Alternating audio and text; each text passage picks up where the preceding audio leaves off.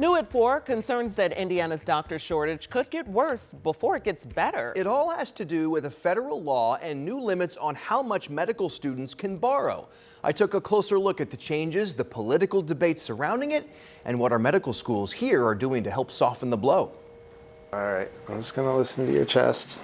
Inside his primary care clinic in downtown Indianapolis, Dr. Juan Carlos Venis says treating patients is more than a job. Good. It's a calling. I always felt called to serve my community.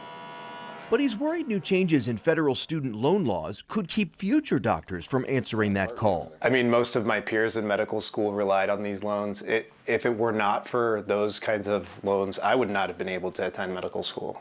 The law places caps on how much a medical student can borrow from an unsubsidized federal loan, up to $50,000 a year and no more than $200,000 in a student's lifetime.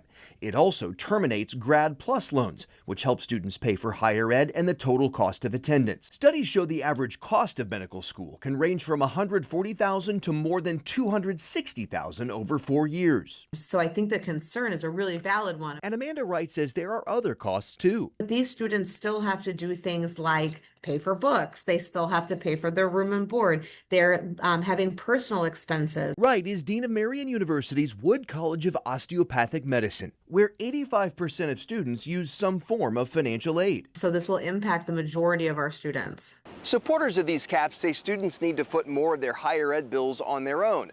They also say it could put pressure on medical schools to keep costs down. But critics are concerned it could end up keeping students away and worsen doctor shortages across the country and here in Indiana. There still is definitely a high need. We have some of our counties that don't have primary care physicians in the county. Until all of our counties have multiple primary care physicians, I don't think we can ever say that we're in a good place. How's it been going with the blood pressure? For Dr. Venis, this is about the public health of our communities.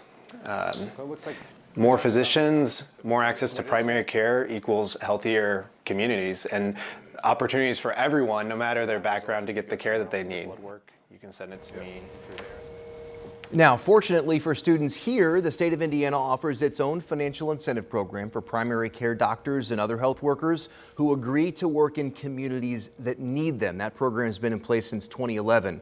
And that help comes from scholarships and loan repayment programs. As for Marian, the dean of the medical school there told me they're now hyper-focused on looking for scholarship opportunities for their students and to keep costs down. We'll continue to follow that.